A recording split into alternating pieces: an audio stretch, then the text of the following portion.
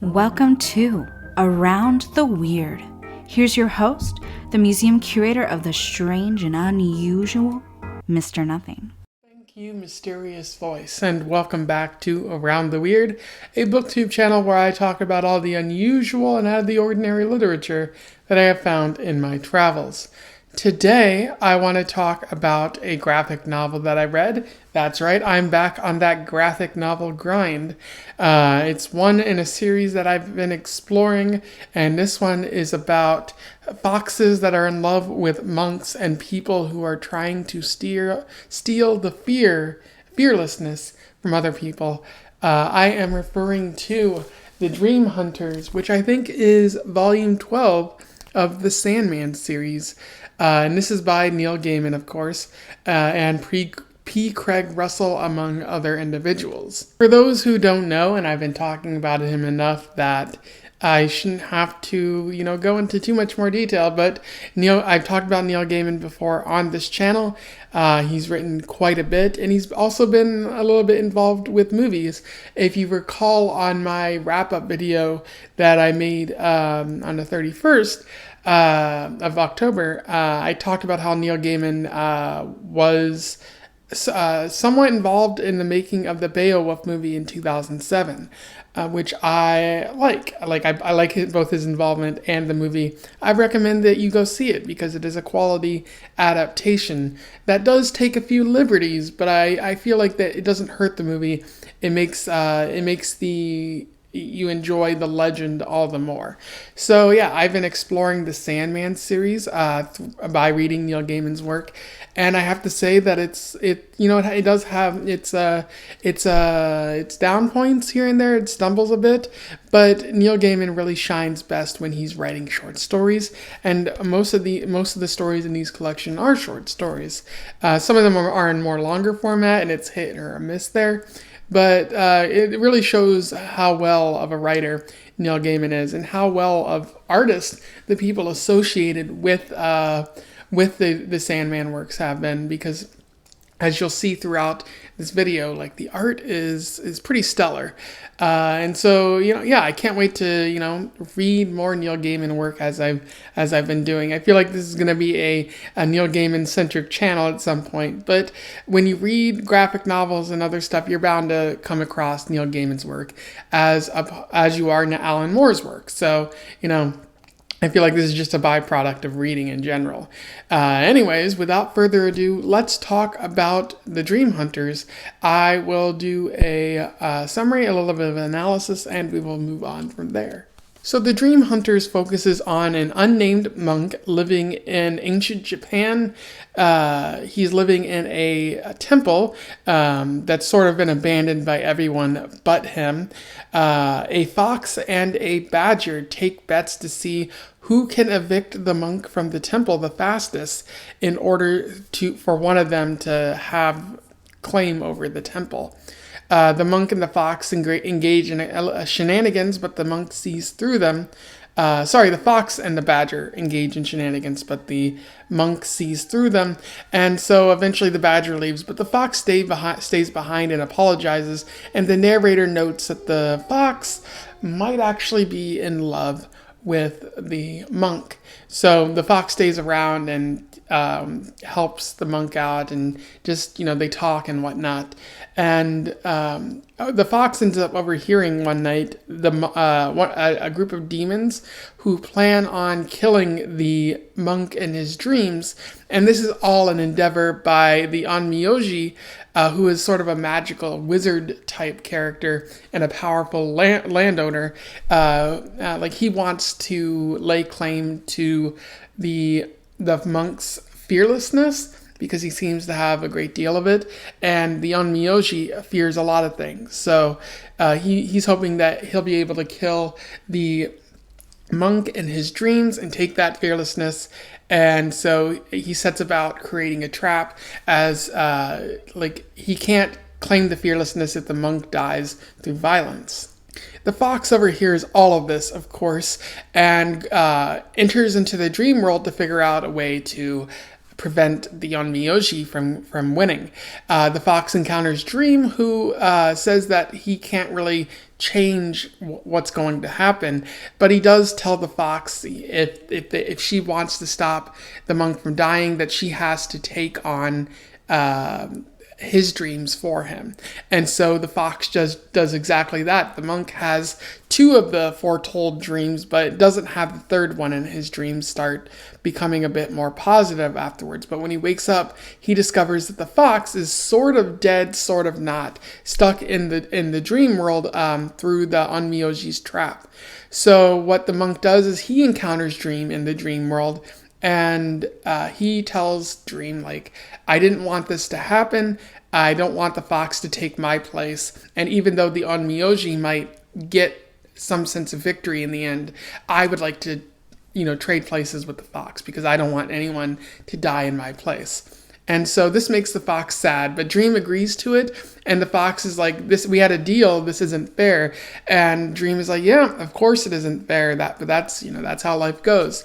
And so, although the monk tells the fox to not get her revenge, and instead live by the Buddha, like, the fox decides that she's going to get some measure of revenge.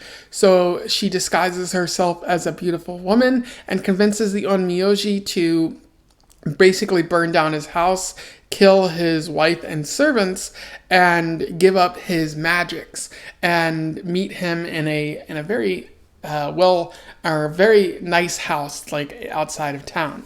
But when the Onmyoji gets there and says that he has given up everything to be with this beautiful woman who is disguised as a fox, the fox changes back and bites him on the face, which drives him mad. And he lives the rest of his life in poverty, and everyone looks down upon him because of his actions. Some people even claim that he upset a fox spirit, which they are correct. Meanwhile, back in the dream world, the story sort of ends with Matthew noting, like, what good was all of this? Like, you made something happen, Dream, but it wasn't good and it didn't serve anything. And all Dream replies is that lessons were learned, and that's what matters most in this case. And that's where the story ends there. In terms of analysis, Neil Gaiman does present a lot to think about in this story. So one thing that he gives us to think about in this story is the theme of fear. It's not heavy set throughout the story. It is somewhat dabbled upon here and there, but there's something in this story that makes me think about this fear notion, and that is because the Onmyoji, he lives a life in fear. Allow me to read you a quote from this. Ever since he could remember, since he was a tiny child, he had been afraid. And everything he learned, every scrap of power he obtained, he gathered in the hope that it would drive away the fear. But the fear remained. It waited behind him and in the heart of him. It was there when he slept, and there to greet him when he woke in the morning. It was there when he made love, and when he drank, and when he bathed. And it's the Gaiman goes on and notes that this fear is what's driving him to basically make a deal with 3 witches in order to prevent them from, or in order to to get rid of his fear. He does, it's not a specific fear about losing anything in particular or dying or anything like that. It's more of a fear of, it's an unspecified fear of, I guess, what you don't know about. Which is a normal fear. But it drives him to essentially make an enemy of the monk in this case, because he wants what the monk has, which he perceives as fearlessness. He doesn't know this monk. He was told about this monk through the witches, but he decides, I have to kill this monk in order to get his fearlessness. That is what I am going to do. But the question is the monk truly fearless? I would say he's not fearless. He has fear. It's illustrated at several points in the story, because when he starts dreaming about this box thing that he has to unlock with a key in his dreams, again, Gaiman writing is unusual, but like when he starts dreaming about it, like he dreams about his father who killed himself and whose family kind of lost their reputation, and like he dreams about all of these things which seem to bother him, and so I don't want to like that seems what fear is, and like to some degree. Like we learned that the monk, like wanting to trade places with the fox, like he fears losing that fox. So the monk is not fearless. I think he's more mindful of the fear. He does not let it overtake him, which is what the onmyoji is allowing it to do. Like he's so afraid that he's making deals with witches and trying to kill a person in order to claim their fear. Now, what I also like about this is how in an ironic twist, that fearlessness comes back to bite him. Because maybe if the onmyoji had that sense of fear still within him, maybe he wouldn't have trusted this beautiful woman telling him to abandon his life to be with her.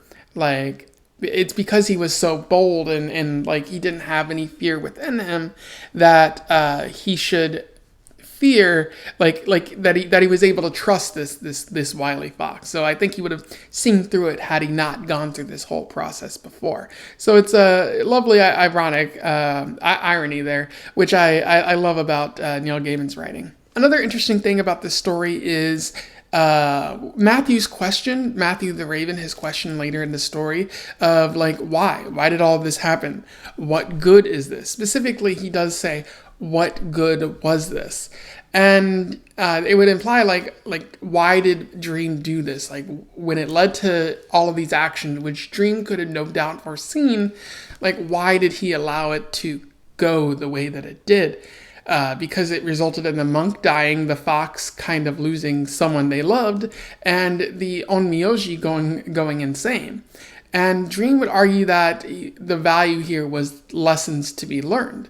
You know, don't seek power or like fearlessness by hurting another person, because you never know what the outcome, what the consequences of that will be. Maybe it's better to have fear within you to see the terrible things coming to get you, rather than being completely fearless and living a sort of overly bold kind of life. Another lesson for the fox would be like, maybe you can't make decisions for somebody.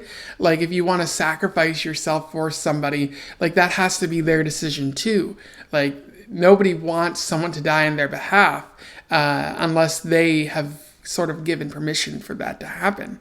And the fox tries to, die in place of the monk, but that's not who the monk is.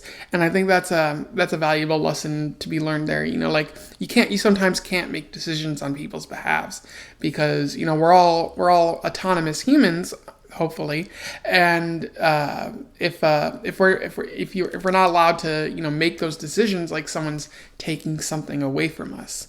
And another interesting thing is the way that Dream says this. It seems like he's saying that, lessons were learned. So like not everything in life has a good outcome.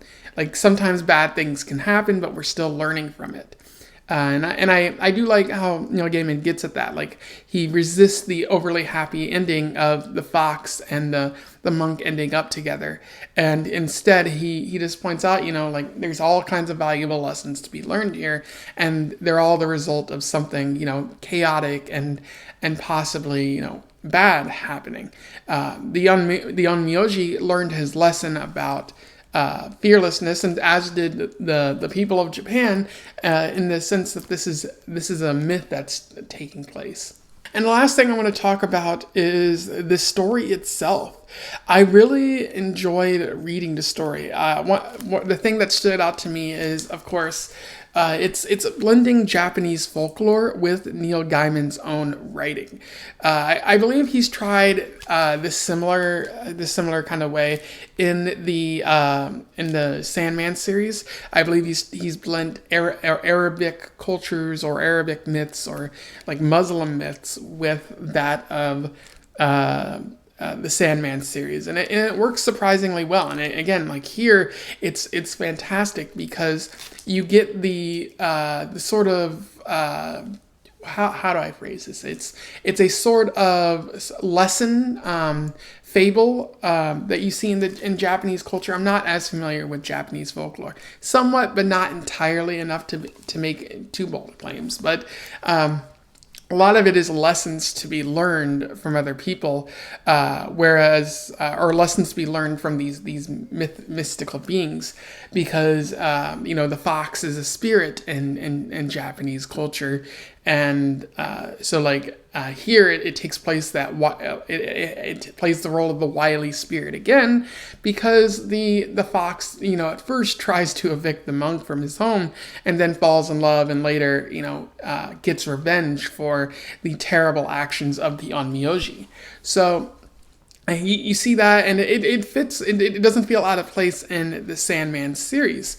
I do think it's interesting, and I wonder like what exactly caused Neil Gaiman to become inspired by Japanese culture enough for these two to mix together. He does describe it a little bit in the end, like in the author's note section, but I don't think that's clear enough to see what the exact inspiration is. But so yeah, I really like this, and I want to know more. And like I could see like if Neil Gaiman hadn't thought that like the Sandman was wearing out his welcome, because this is the last one you get up until the overture that was published in like 2012, I think it was. So I would have liked to see more in this style, maybe from other cultures, as long as Neil Gaiman was getting permission and wasn't profiting off of those cultures by introducing his own characters and saying, hey, this is something new. It's a dangerous line to be walking, because you could be profiting, what's the word for it? Appropriating other cultures. So just something to consider there. Anyway, those are my thoughts on The Dream Hunters by Neil Gaiman and P. Craig Russell. I really enjoyed this, and I do feel that this is a story that can stand out by itself. So I recommend that you go out and read it. You don't necessarily have to read the entire series to understand this one. And it's a pretty short read. It took me like an hour and a half to get through, not even that. So yeah, I strongly recommend it. If you read this before, or you simply want to comment on something I said here, do so below. I would love to have a discussion about this. Otherwise, don't forget to like, share, and subscribe so that more people can find out about the old graphic novels of the Sandman series if they don't already know about them. And until then, I wish you the best of luck in your weird and mythical travels. Farewell.